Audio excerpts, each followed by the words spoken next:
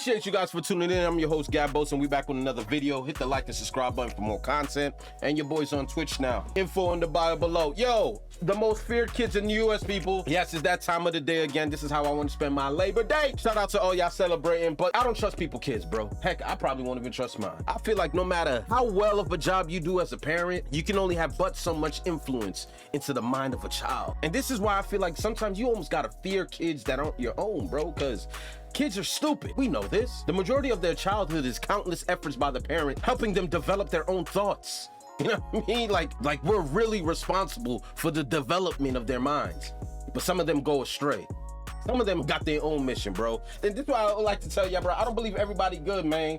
For every good person that's born, there's always an evil person. And sometimes it starts with your children. Some of us are taught to make some of the mistakes that we make, but the rest is just in us, bro. Bro, I've seen some of the most scariest stories when it comes to kids, young teens, doing the most vile, gruesome shit. I'm like, God damn, nigga, you didn't even get through junior high. You out here cutting heads off. You know what I mean? Stabbing girls like 20 times. Like some of the stories I came across while just reacting to this channel alone got me saying I will never hold another child a day in my life, bro. I want no smoke with y'all. Because to be honest, you never know how these kids are gonna turn out.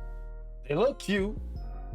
20 years from now, turn up being mass murderers, and then it's like, oh shit, who saw that coming? We all know someone, you know what I mean, that we didn't see it coming. But we're gonna get into the most feared kids in the US, bro. Like, what? Why is this even? It might seem logical to assume that only adults Why do we have a are list capable of committing this? heinous crimes, but children can be equally susceptible to acts that shock and horrify. From a young murderer, nah, bro. Children can be Look equally him. susceptible to acts that shock. Come on, son. This square, what did he do, bro? What did he do? Yo, life is over. And horrify. From a young murderer openly taunting a victim's family in court, to a killer couple boasting about their recent murder on YouTube, to two brothers slaughtering family members with knives for internet fame. These are some of the most feared young kids in US prisons. Let's begin with TJ Lane. First on the list is a killer whose seemingly innocent appearance masks the true monster lurking beneath. I feel like I've seen this kid before. Yeah, you had killer on the shirt. Come on, bro. On February 27, 2012, the small town of Chardon, Ohio, was plunged into tragedy when a high school shooting carried out by TJ Lane left the community reeling. Lane, a 17-year-old student at Lake Academy Alternative School, entered the Chardon High School cafeteria that morning wearing a sweatshirt with "Killer" written on it and armed with a .22 caliber handgun. The shooting began just as students gathered before classes started. Without a word, Lane opened fire, aiming directly at a table where a group of students was seated. In a matter of moments, 3 students were fatally wounded: 16-year-olds Daniel Parmator and Demetrius Hewlin, and 17-year-old Russell. Bro, like, look at this, bro. These are just kids that just died in a school, bro. You don't think a day in school. How many kids grow up hating going to school, bro? You don't think the day you go to class is the day you gonna die, bro?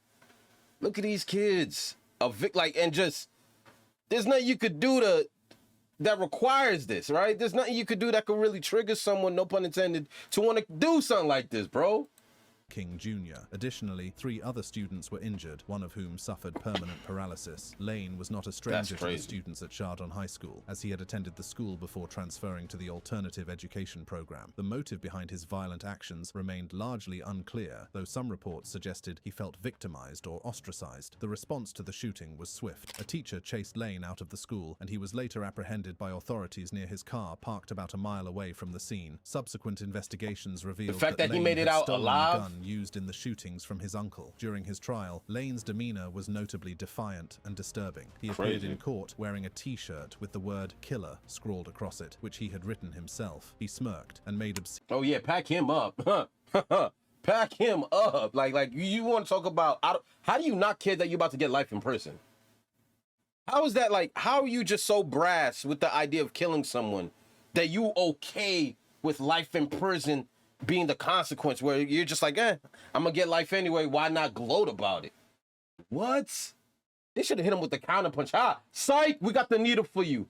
obscene gestures to the families of the victims, showing no remorse for his actions. In March 2013, Lane was sentenced to 3 consecutive life sentences without the possibility of parole. However, on September 11th, 2014, Lane, accompanied by 2 other inmates, broke out of the Allen Correctional Institution in Lima, Ohio. This situation was particularly alarming given Lane's criminal history. For hours during the manhunt, he was nowhere to be found until he was apprehended 6 hours later. In March 2016, amidst heightened security concerns, Lane was transferred to the Southern Ohio Correctional Facility in Lucasville, a fortress-like maximum security prison designed to house the most dangerous inmates. A friend of Lane spoke with CNN, describing him as just a very normal teenage boy, and expressed being in complete shock over the recent incident. She noted that although Lane often appeared sad, he seemed otherwise normal in his daily behavior. Isn't it weird how like some of these school shooters always kind of have like the same makeup, where it's like a little antisocial,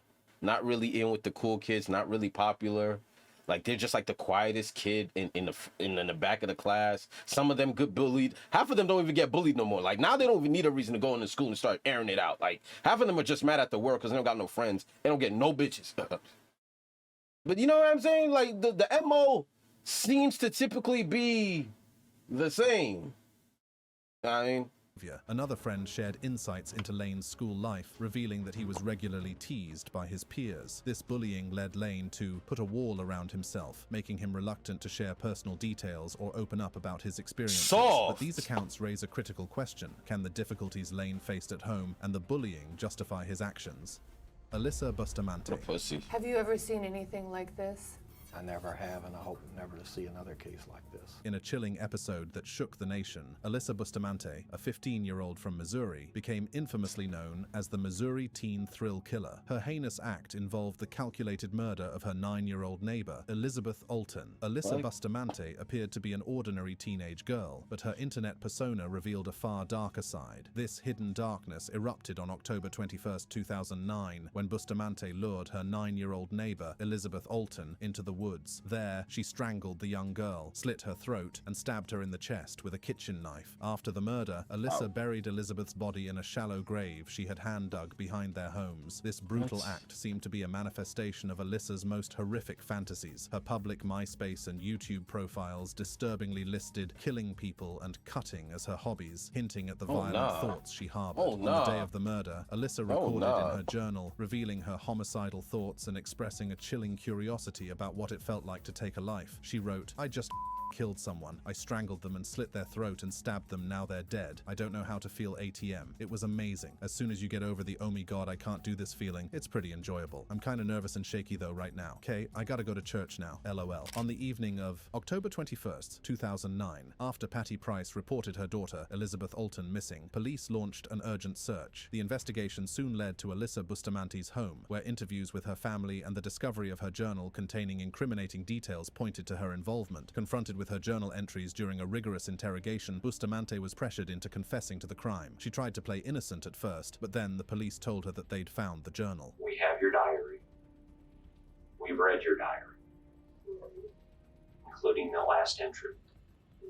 When pushed a little harder, and having nowhere to go, she initially admitted it was an accident, but it all didn't last long, as she confessed to digging the hole 5 days prior. You strangled, stabbed, and slit the throat of a 9-year-old by accident?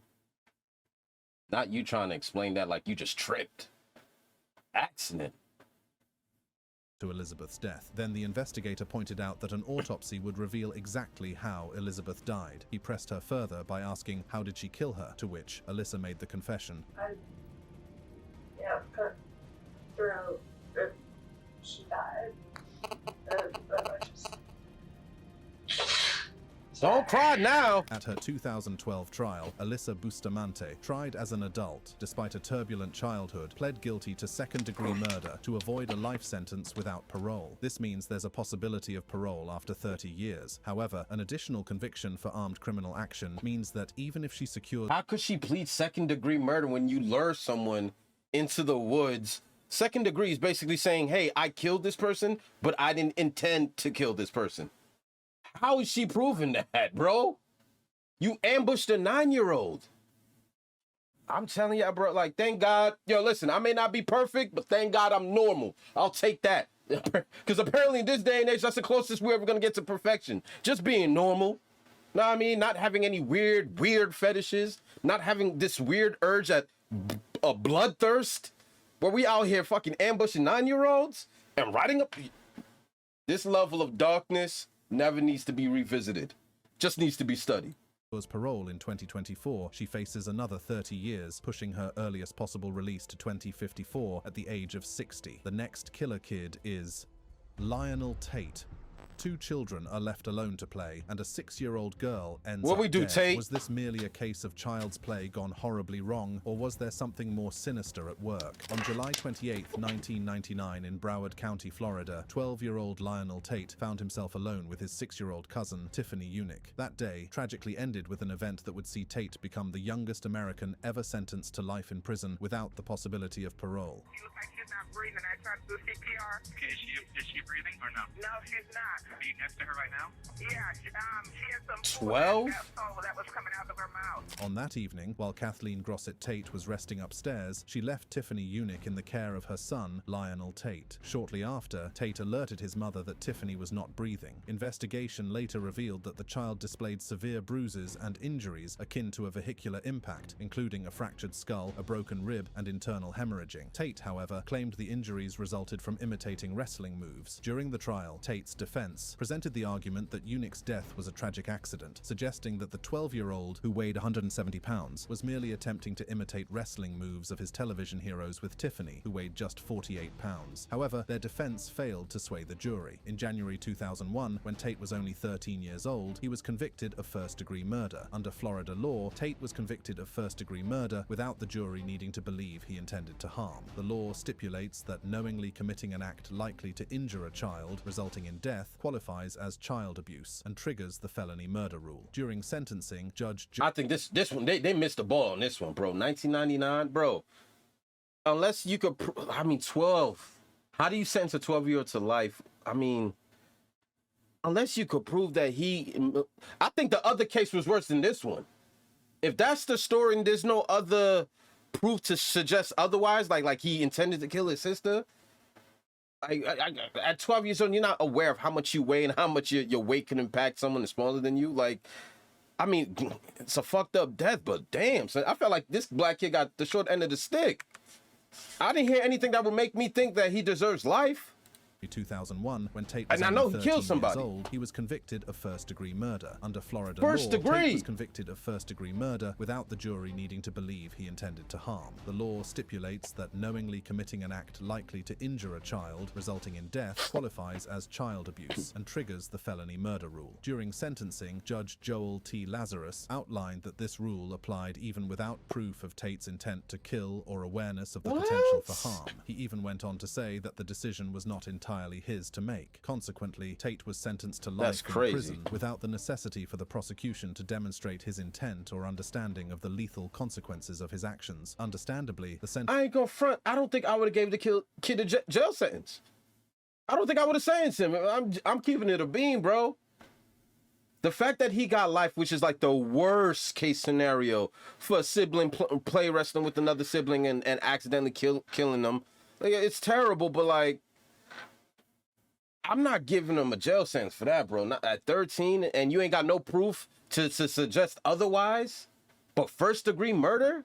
sentence sparked controversy given that Tate was only 12 years old at the time of the murder, while his victim was just 6 years old. Eventually, Tate's life sentence was overturned in 2004 by an appeals court that found his mental competency hadn't been properly assessed before trial. Consequently, Tate was released from prison under a plea agreement in January 2004, which involved him admitting to second-degree murder in exchange for 1 year of house arrest and 10 years of probation. Although this marked a new beginning for Tate, then 16, his legal troubles continued. In 2005, he faced charges of armed robbery, and a probation violation in 2006 led to his return to prison. On February 19, 2008, Lionel Tate entered a no-contest plea to robbery charges and received a 10-year sentence to be served in state prison. This sentence was set to run concurrently with a 30-year sentence he received for violating his probation. Currently, Tate is serving his time at the Charlotte Correctional Institution. Beaver Brothers. What is that, a total of 40 years? I ain't gonna front. Damn. So maybe killing his sister was the early signs, like, of things to come. This case is recognized as the Who? deadliest actional incident he received for Beaver Brothers.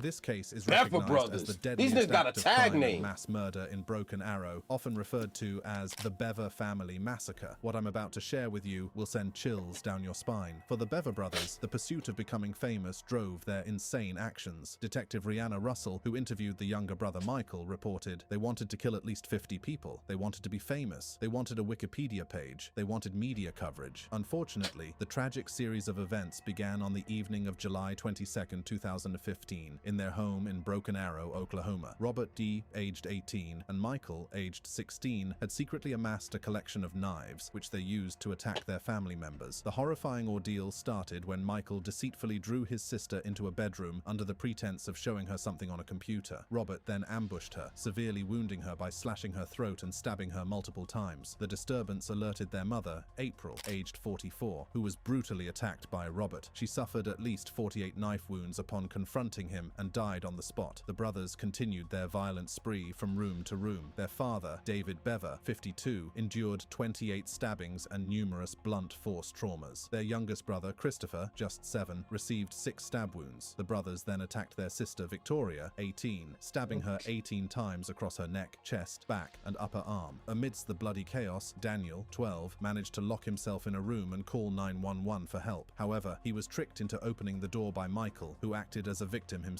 Once inside, the brothers stabbed Daniel 9 times. Daniel's quick thinking and call for help played a crucial role in saving his sisters Autumn, aged 2, and Crystal, aged 13. As police quickly arrived at the scene, the brothers fled through the back of the house, but were soon located by a police K9 in a wooded area nearby. And then, Crystal Beaver, a survivor of the Beaver Family Massacre, identified her older brothers Robert and Michael as the perpetrators, leading to their charges of 5 counts of first-degree murder and 1 count of assault with intent to kill, to which they pleaded not guilty. In 2016 and 2018, Robert and Michael Beaver were convicted on all counts for the Beaver Family Massacre, receiving multiple life sentences. Robert was sentenced to life without parole, while Michael, due to his younger age, received life sentences with possible parole, though his release is highly improbable.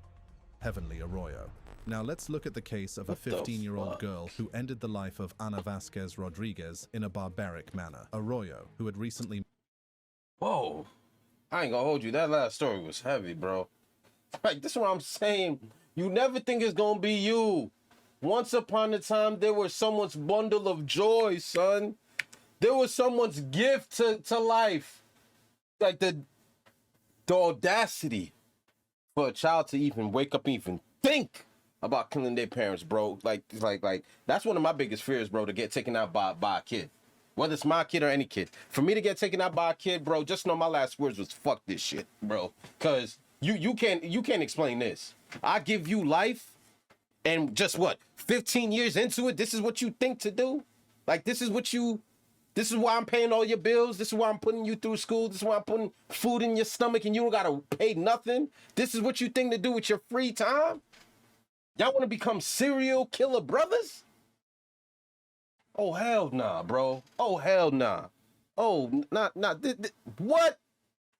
Michael, due to his younger age, received life sentences with possible parole, though his release I hope is they get highly it the improbable. worst way, bro. What Heavenly was that? Arroyo. Now let's look at the case of a 15-year-old girl who ended the life of Ana Vasquez Rodriguez in a barbaric manner. Arroyo, who had recently moved into her great-uncle's home on Johnson Street, was living there with Ana Vasquez Rodriguez and her grandson. The house, where tensions were already high, became the site of a violent crime. On October 6th, 2019, Arroyo's great-uncle had planned a This trip wasn't that to long New York ago, what, to 5 years secure ago? legal documents for her custody, but was delayed due to car troubles, causing Arroyo significant frustration and agitation as the day went on. Arroyo, unable to contain her growing impatience, took a pair of scissors from the kitchen and entered Ana Vasquez Rodriguez's bedroom, where she unleashed a brutal attack, stabbing the bedridden 68-year-old woman 70 times. At the time of this horrific act, the only other person present in the house was the victim's grandson, who was playing a video game, wearing a headset, completely unaware of the tragedy unfolding. After the murder, Arroyo took a shower, discarded her blood-stained clothes in a nearby dumpster, and then coldly informed the grandson that his grandmother was unwell. Discovering the horrible reality, the grandson immediately dialed 911 and police swiftly arrived at the scene. The breakthrough in the investigation came when video surveillance footage provided by the Fall River Housing Authority showed Arroyo disposing of the clothes, contradicting her initial claim that she was outside with the dog and had seen a masked man fleeing the scene. Once in custody, Arroyo's demeanor shifted as she made several incriminating admissions spontaneously. Heavenly Arroyo stood in a Fall River courtroom, smiling and flipping her hair as she faced a murder charge. When her name was called in court, the teen queen, smiling and flipping her hair. So young, and it's like, again, I keep telling you, every time I react to these videos, the one thing that I'll give these new idiots, these new age fools, they're unaware of their consequences behind their actions. Like, she doesn't know that she's in for a lifetime of shit, bro. A shithole of life. If you thought your life was bad, being free, imagine when they take everything away. They can never get themselves to imagine everything being taken away because they take everything for granted. And it's not until they do this and then they get hit with the consequences is when they realize, oh shit, my life is over. So don't buy into the tough guy, tough girl look in the courthouse, especially when you're dealing with these youths. 2 weeks in, they're gonna be crying behind them walls, bro. I promise you. Nobody, I tell you, jail is not designed for men and women, bro. Nobody can mentally prepare for what life in jail has for you. Doesn't matter how tough you look or what your crime was. That shit is designed to break you, and it will. Lost my breath. It will. Forget all this tough look. I'm flipping my hair. Flip your hair. Flip. Do all that shit, man. I know right now you miserable. As she faced a murder charge. When her name was called in court, the teenager's response shocked everyone. Heavenly Arroyo? That's me. In 2023, Arroyo, then 18-year-old, pleaded guilty Tuesday in Fall River Superior Court to second-degree murder. She was sentenced by Judge Renee Dupuis to life in prison with the possibility of parole after 19 years. Sierra Halseth. How does a teenager end up committing such a sentence is longer than her actual life? Shit is crazy.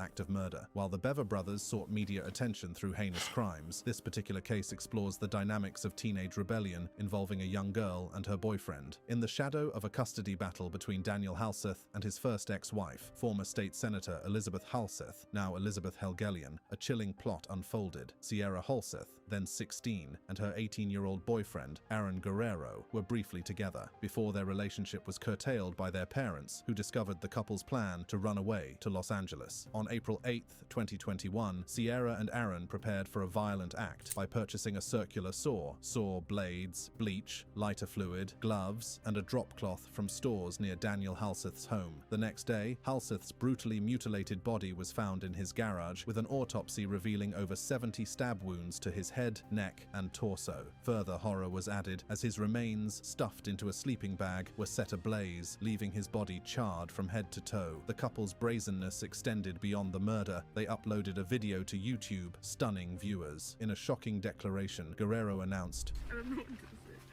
what to say. Welcome back to our YouTube channel. After murdering day 3 after murdering somebody. Whoa! Don't put that on the camera. Their run from justice was short-lived. Oh my God. This is what I'm telling y'all, bro. This new generation of you fools, you just can't make this shit up. Not only you do, this nigga went on and posted it on YouTube. Oh my God, bro. I hope some ignorance don't take me out, bro, because that's a wild flex. That's a wild flex, nephew. I'm not even gonna hold you, bro. I'm not even gonna hold you. Just, you not thinking anything is gonna happen. You not thinking you gonna get caught. You left any traces. Nothing. You just gonna give them. Yo, this is a layup. You know, after murdering day 3 after murdering somebody. Whoa! Don't put that on the camera.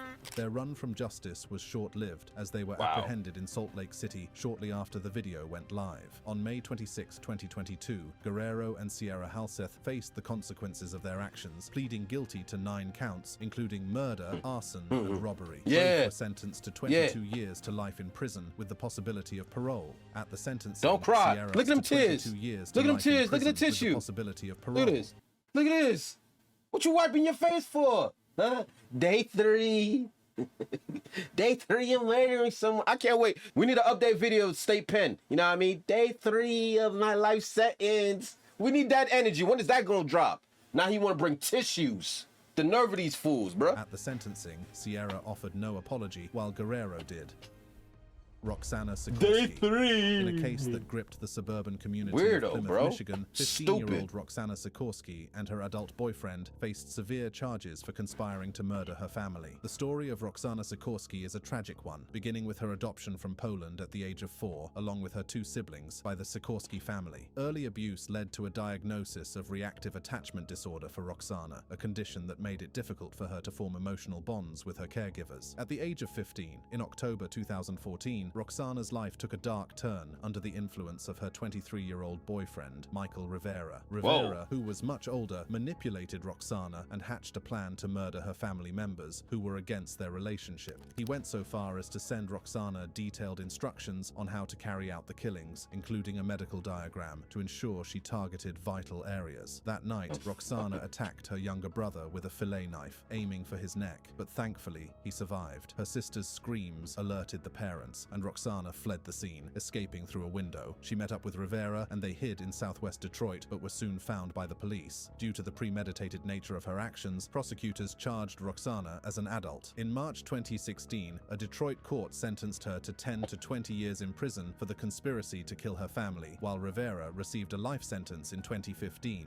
Roxana's parents were devastated by the court's decision. They didn't believe she truly intended to harm them and felt she was coerced into accepting the plea deal without their input. Roxana's mother, Lorene Sikorsky, voiced her distress. She's in desperate need of continued psychological help. She is still fragile, and an adult prison would shatter her delicate world. How will sentencing her... Great parents right there, bro. Great parents right there. My child tried to kill me. I ain't vouching for you. I don't care whether you was coerced or not. I don't care what the mental... Let the government have. Know what I'm saying? I bring you to this world and you try to take me out? Feed them to the wolves. She better than me. Man, what?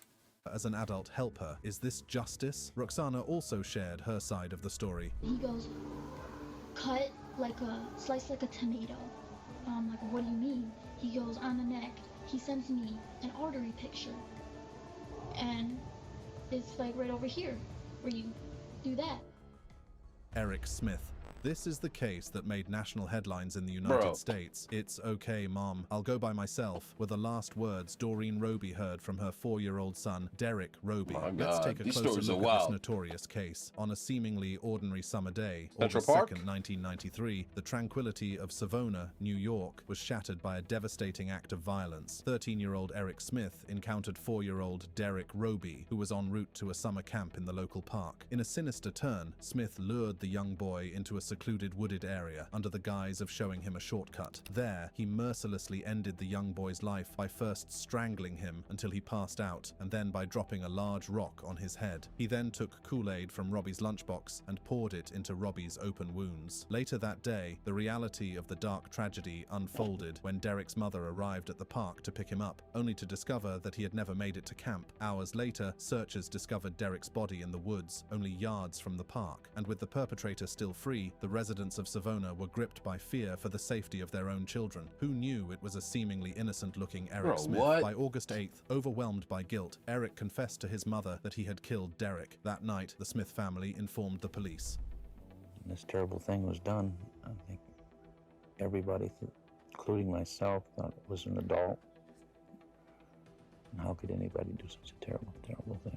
Eric was subsequently tried as an adult, marking him as the youngest murder defendant in New York State history. During his trial, specialists conducted extensive medical testing, including assessments of his brain function and hormone levels, but found no abnormalities that could explain his violent actions. Court records note that Eric, often isolated and bullied for his appearance, struggled socially. A week after his confession, Eric was convicted of second-degree murder and sentenced on November 7th, 1994. At just 14 years of age, Eric was sentenced to the maximum term available for juvenile offenders at the time, 9 years to life in prison. Eric Smith served nearly 3 decades behind bars. During his time in prison, Smith was denied parole multiple times, with the parole board frequently citing concerns about his release into society. Over the years, Smith underwent various rehabilitation programs and repeatedly expressed remorse for his actions. In 2021, after numerous parole hearings, Eric Smith was finally granted parole and released from prison. Joshua Phillips. 2021, look how he looked. Granted parole. Bro, I'm never gonna forget, bro. My son's head is crazy, bro. Like, damn. Jail didn't do you no good, brother. And released from prison. Wow, 2020. Phillips. Wow. Growing up in prison, I've seen many dark things. Growing up in and I've been to prison? dark places. Many times throughout this journey, I came dreadfully close to ending my life just to escape it all. This is the case of Joshua Phillips, who went into prison as a child in 1999 at the age of 15 and has now become a fully grown man. His crime? Convicted of first-degree murder for the death of 8-year-old Maddie Clifton. On November 3rd, 1998, in the Lakewood neighborhood of Jacksonville's South Side, 8-year-old Maddie Clifton was reported missing by her mother. Maddie had been playing outside her home when she disappeared, triggering an immediate and widespread community response. Flyers were distributed and search parties were organized, drawing over 400 local volunteers who tirelessly searched the area for any sign of the missing girl. Phillips was also a part of that search team. Despite these efforts, a week passed with no trace of Clifton. Then, on November 10th, a startling discovery was made. The mother of 14-year-old Joshua Phillips noticed a wet spot on the floor of her son's room. Upon further investigation, she uncovered Maddie Clifton's body hidden within the room. Reeling from shock, she fled the home and alerted the authorities, leading to her son's arrest at his school mere hours later. And within hours after being arrested, he confessed to the murder. I have to warn you that the following details of Maddie's murder are— Man hid the dead body underneath his bed.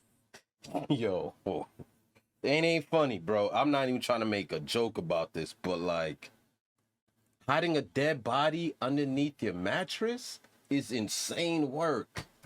Are disturbing. Viewers' discretion is advised. On November 3rd, 1998, a tragic sequence of events took place that changed the lives of Joshua Phillips and others around him. According to Phillips, 8-year-old Maddie Clifton came over to his house to play baseball. Phillips, who knew he wasn't allowed to have friends over while his parents were away, agreed to play. The game took a catastrophic turn when Phillips accidentally hit Clifton in the eye with the baseball, causing her a significant injury. Panicked and fearful of his father's reaction, his father had a history of alcoholism and was strict. Phillips dragged Clifton inside his house in a misguided attempt to manage the situation. Once inside, Phillips's panic escalated. To silence Clifton's cries, he hit her with the baseball bat. He then hid her under the base of his bed and tried to act normally when his father came home. Realizing later that Clifton was still alive and hearing her moans, Phillips's response was drastic and fatal. He further attacked Clifton, cutting her throat and stabbing her chest multiple times with a knife from a Leatherman tool, ultimately leading to her death. Also, he was using air fresheners to mask the smell of the rotting body. Following the murder of 8-year-old Maddie Clifton, 15-year-old Joshua Phillips was charged as an adult with first-degree murder and sentenced to life without parole, avoiding the death penalty due to his age. As of the latest updates, Joshua Phillips, now aged 40, remains incarcerated at the Cross City Correctional Institution. Thanks for watching this video. Check out the on-screen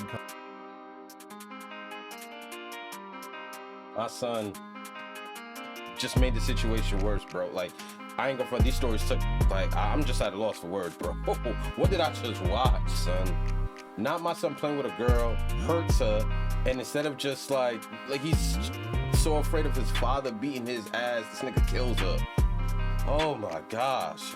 I don't even know, bro. I don't even know. This is why I refuse to hold people kids, man. I tell you that shit all the time. Once upon a time, they were all someone's bundle of joy. Bunch of idiots. I'ma holler at y'all in the next video, bro. This was the most feared kids in the U.S. prison. The fact that this column even exists tells you a lot. I'ma holler at y'all. Hit the like and subscribe button. Damn. RP to the victims.